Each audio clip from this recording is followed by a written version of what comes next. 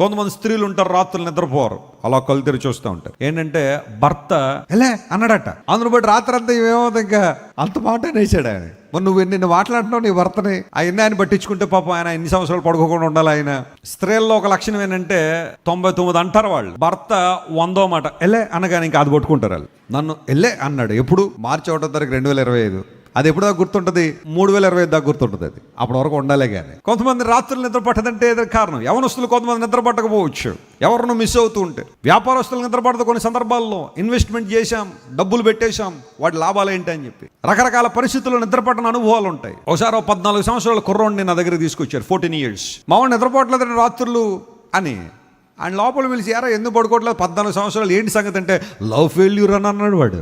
ఎంత భారం మోసేస్తున్నావు నువ్వు, వీడికి ఇంకా 14 సంవత్సరాలు కూడా పూర్తి అవ్వలేదు, 10th క్లాస్ ఇంకా పూర్తి చేయలేదు వాడికి ఆల్రెడీ లవ్ అయిపోయి కొంత స్టోరీ జరిగిపోయి మళ్ళీ ఫెయిల్యూర్ అట్టాడికి. ఇక వాడు ఏమి సాధిస్తాడు జీవితంలో అని. 14 సంవత్సరాలకి లవ్ ఫెయిల్యూర్, నిద్ర పట్టట్లేదు వాడికి.